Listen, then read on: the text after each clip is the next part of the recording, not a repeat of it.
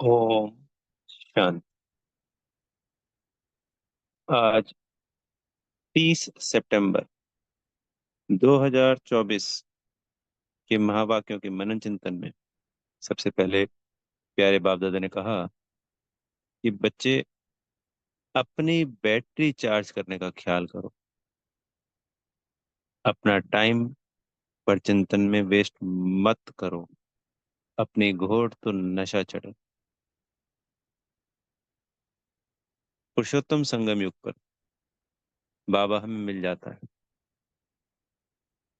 बाबा से हमें ज्ञान मिलता है आत्मा और परमात्मा का। सारे 21 जन्मों की प्रारब्ध, 63 जन्मों के विकर्मों का विनाश,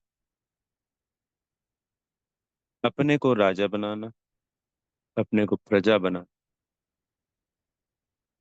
विकर्मों का बोझा कम करना, पुण्य का खाता जमा करना, सब कुछ जो ये इस ज्ञान से हमें प्राप्त होता है कि क्या पाप पुण्य है, हम आत्मा का क्या रोल है, परमात्मा का क्या रोल है, उसका एक छोटा सा सार है। इस पूरे ज्ञान का एक ही सार है, आत्मा और परमात्मा, और आत्मा समझ परमात्मा को याद कर। अगर सब कुछ सहज होता तो बाबा इतना सा ही ज्ञान देते कि बच्चे आप आत्मा हो, हम परमात्मा हैं, और तुम मुझे याद करो बस। इसके अंदर सब कुछ समाया हुआ है। सारी प्राप्तियां इसी से हैं। इसके अलावा जो भी हम करते हैं वो लगभग लगभग पर चिंतन में चला जाता है।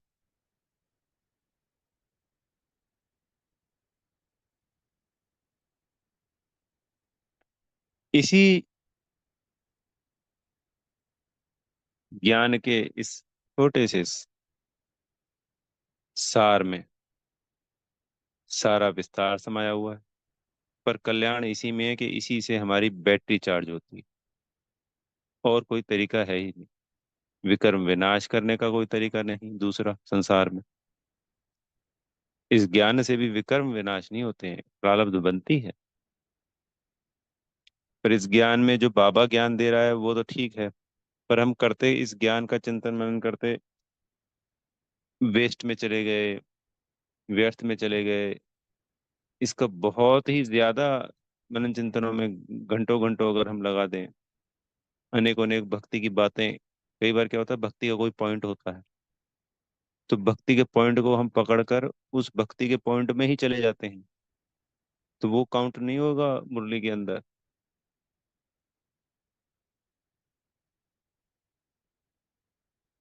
उस पॉइंट को सिर्फ समझना है। वो एक लाइन में, दो लाइन में समझ गए। पर उस पे अगर हमने बहुत ज्यादा समय लगा दिया और फिर सारी भक्ति की बातें करने लग गए या भक्ति की बातें सोचने लग गए, तो आत्मा का जो ये मन है वो कभी कहाँ किस ट्रैक पे हमें ले जाता है हमें पता ही नहीं चलता है, वो पर चिंतन में चला जाता है। अपना चिंतन का तात्पर्य ही एक है, सिर्फ आत्मा को विजुलाइज करना, आत्मा की गुण शक्तियां देखना, बाबा के संग चिट चैट करना, परम धाम जाना, सूक्ष्म तन में अपने आप को फरिश्ता देखना, यहाँ पे इस संसार में भी अपने आप को आत्मा विजुलाइज करना, कभी सिर्फ आत्मा करना बिना देह के, कभी भ्रकुटी में देखना। ये सब हमारी प्रारब्ध में आ रहे हैं, इससे हमारे विकर्म नाश हो रहे हैं, ये सब इसके अंदर काउंट हो रहे हैं। पर ज्ञान की अति भी हमें व्यर्थ में ले जाती है। हर चीज की अति बुरी होती है। और जिस अति के लिए बाबा कह रहे हैं कि भाई अपने को आत्मा समझ मुझ परमात्मा को याद करो, वो अति है क्या, वो हमसे मिनिमम भी नहीं हो रहा है।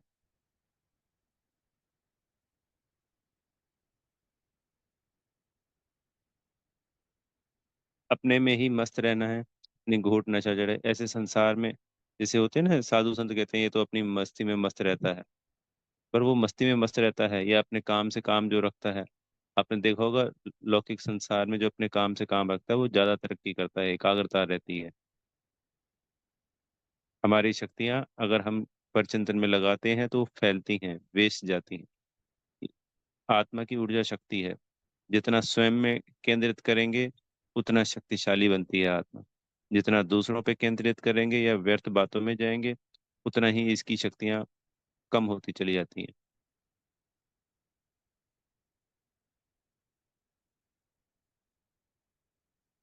फिर बाबा ने प्रश्न उत्तर में भी यही इश्यू कहा, ज्ञान 1 सेकंड का होते भी बाप को इतना डिटेल में समझाने या समय देने की आवश्यकता क्यों? क्योंकि ज्ञान देने के बाद बच्चों में सुधार हुआ है, यह नहीं हुआ है, यह बाबा देखते हैं।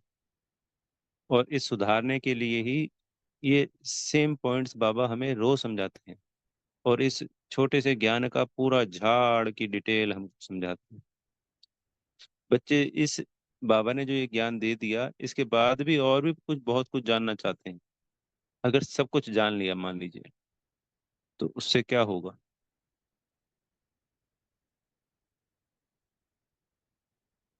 बाबा ने ये मुरली समझाई है रोज हमें, ये तो हमें धारण हो गई।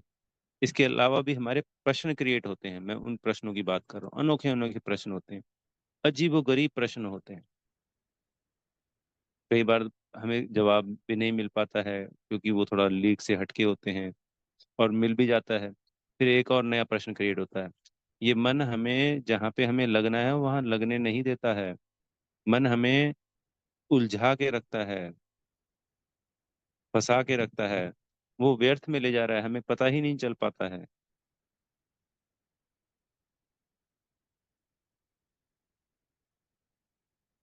हम सोच रहे हैं कि हम ज्ञान का मनन चिंतन कर रहे हैं, पर बाबा ने इस 1 घंटे की मुरली में रोज हमें हर प्रश्न का आंसर दे रहे हैं।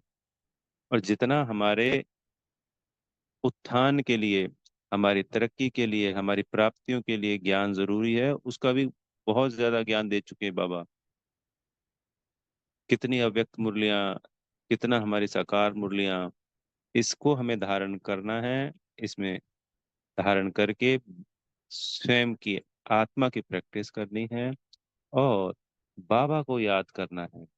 इस ज्ञान के जो कुछ पॉइंट होते हैं उनको समझना है गहराई से। मनन चिंतन करना है, मनन चिंतन के लिए मना नहीं है, पर इससे हटकर हम अनेक प्रश्नों में चले जाते हैं, मुरली से ही हटके अलग प्रश्नों में चले जाते हैं। उसके ऊपर बात हो रही है।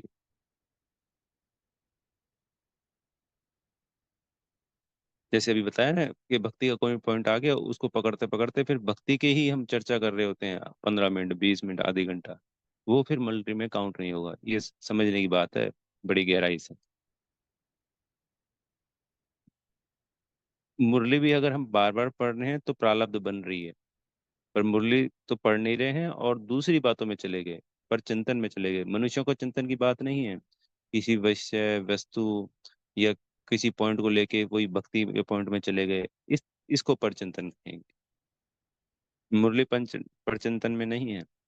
हाँ, बाबा ने ये यहाँ पे कहा कि अगर वो ज्ञान दे देते और फिर देखते ही नहीं कि बच्चे सुधर रहे हैं, परिवर्तन आ रहा है नहीं आ रहा है।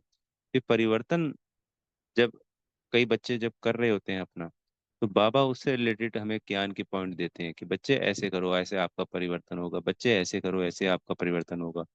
क्योंकि किसी चीज को जब हम इम्प्लीमेंट करते हैं अपने जीवन में, तब हमें पता चलता है कि ऐसा करने से तो ऐसा हो रहा है, इसका तो ये रिजल्ट आ रहा है। तो उस रिजल्ट के आधार पर फिर नई समझानी मिलती है। ज्ञान वो जो हमारे जीवन में बदलाव ला सके। पहले संसारी ज्ञान लिए, उस ज्ञान को लेकर जो आत्मा पुरुषार्थ करती है संसार में भी, तो उसके जीवन में बदलाव आता है। वरना वही ढर्रा होता है, वही बातें होती हैं, वही स्वभाव संस्कार होते हैं। जो बदलाव नहीं करता है, पूरा जीवन निकल जाते हैं सभी के। जो 1-2% लोग संसार में अपना परिवर्तन करते हैं, वही आगे बढ़ते हैं। ऐसे ही इस मुरली के आधार पर जो अपने आप को ढालते हैं, अपने आप को परिवर्तन करते हैं, अपने स्वभाव संस्कारों को परिवर्तन करते हैं, बाबा की श्रीमत को पालन करते हैं, वही तो बनते हैं। अब 9 अरब में से 33 करोड़ बाबा को पहचानते हैं, कोटों में कोई, कोई में भी कोई। उन 33 करोड़ में से हीरो कितने हैं? 108 मात्र। अभी गिनती कर लो, 2 मिनट में 108 की गिनती हो जाएगी। 9 आत्माओं में 108 निकलते हैं, क्योंकि उन्होंने बाबा के श्रीमत को पालन करके स्वयं का परिवर्तन करना, उसके लिए बाबा समझाने दे रहे हैं हमको ये सब।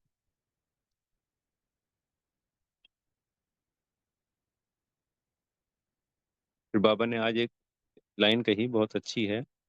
अगर 1 सेकंड में मंत्र देकर चले जाएं, जैसे मन मना भाव, आत्मा और परमात्मा का ज्ञान देकर, तो ज्ञान सागर का टाइटल भी ना मिले। तो इसमें थोड़ा सा ठिठोली भी कह सकते हैं, और रियलिटी भी है। फिर ज्ञान सागर कौन कहेगा? क्योंकि हमें तो लगेगा बाबा ने तो दो ही बातें बोली हैं।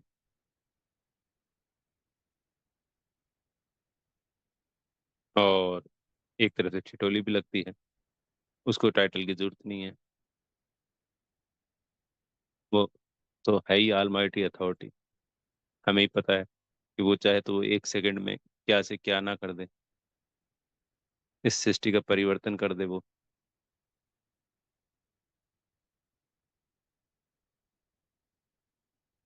पर पिता की पालना, टीचर की पढ़ाई, और सदगुरु जी का जो मुक्ति, जीवन मुक्ति देने का वर्षा है, कल्याण करने की है। क्योंकि कौन करता है? जब हमारे अंदर बुराइयां आ जाती है 60 वर्ष की उम्र में, हम सोचते हैं अब तो हम फ्री हो गए हैं। तब हम गुरु ढूंढते हैं कि चलो मुक्ति मिले, जीवन में परिवर्तन आए, उस भगवान से जुड़े। यहाँ तो स्वयं भगवान ही सदगुरु बन गए।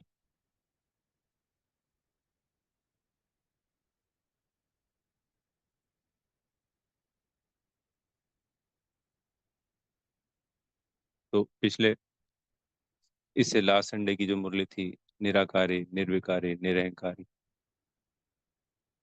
और कल की मुरली में था ना, बाबा ने कहा कि किससे दिक्कत आती है? मैं। जितनी बार मैं आता है, अपने आप को आत्मा देख। सारा अभ्यास, सारा इस बीज में ही, ये बीज है ना, परमात्मा और आत्मा, इस बीज के अंदर सारा झाड़ समाया हुआ है।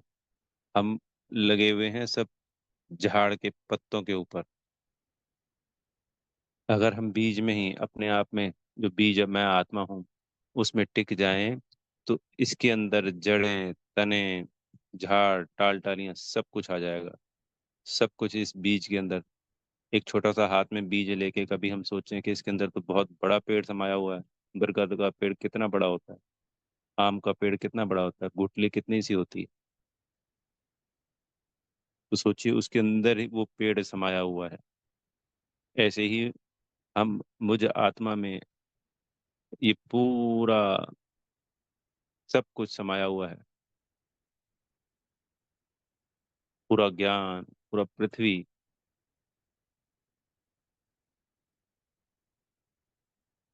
हमको क्या चाहिए? सत्युग हमारा, बाबा हमारा। पर इसकी प्राप्ति तब होगी जब आत्मा का अभ्यास। ठीक है, सत्युग में हम सब जाएंगे, पर पुरुषोत्तम संगम युग पे बाबा मिल गया। पर बाबा से जो गुण शक्तियां मिलनी हैं, बाबा से हमें जो अतीन्द्रिय सुख की प्राप्ति होनी है, उसका आधार सिर्फ एक है। आत्मा बनकर स्वयं को, उस परमात्मा को याद करना। वरना वो प्राप्ति नहीं हो सकती। सत्युग में तो सब चले जाएंगे, उसमें भी पद है। कोई कहता है चलो पद की भी हमें जरूरत नहीं, मान लिया। पर फिर बाबा नहीं मिलना है दोबारा, और वो अतीन्द्रिय सुख की प्राप्ति दोबारा नहीं होनी है, कि वो एक ही बार होनी है। उस मीठे बाबा का अनुभव करना, उस मीठे बाबा से वो जो मिलन की, ये जो हमें मौका मिला है, उस मिलन की जो प्राप्ति है, जिसका हम सिर्फ मुख से बयान नहीं कर सकते, और ना हमें पता है बहुत ज्यादा, वो उस बीज में ही छुपी हुई है।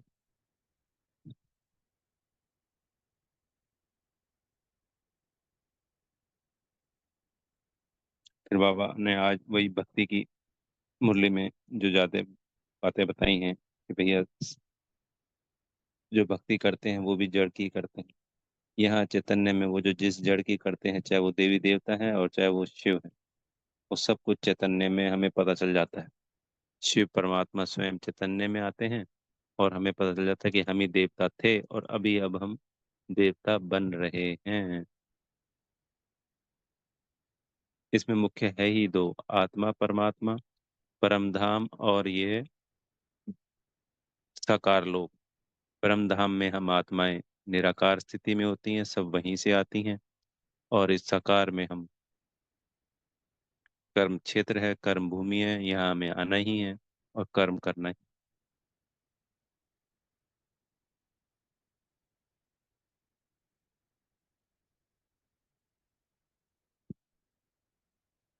और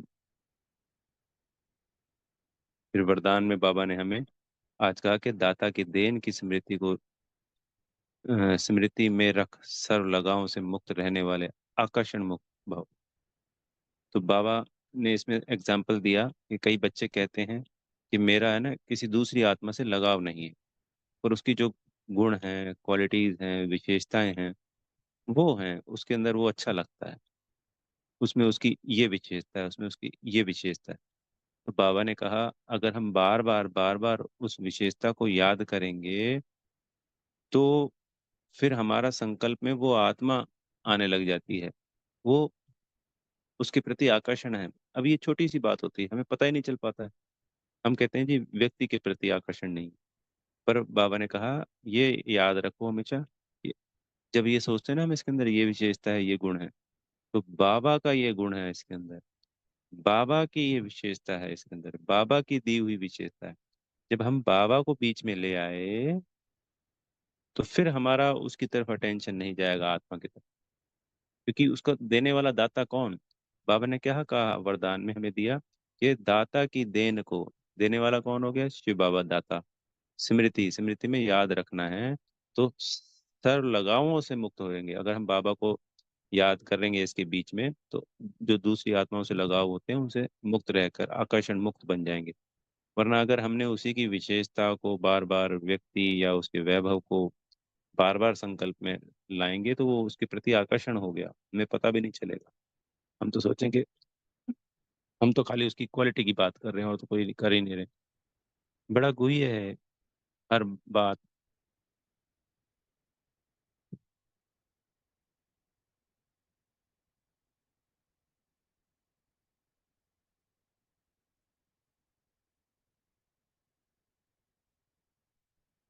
तो हमेशा बाबा को स्मृति में लाते हुए उस आत्मा के लगावों से, आकर्षण से सदा सदा के लिए मुक्त बन जाएंगे, कभी किसी पर प्रभावित नहीं होंगे। हर बात में बाबा की याद बीच में, तो इस संसार से हम सहजता से, इस शरीर से सहजता से परे हो जाएंगे। अच्छा, ओम शांति। बेहद का धन्यवाद मेरे प्यारे मीठे बाप दादा जी का। आप सभी आत्मा भाइयों को बेहद की शुभकामनाएं।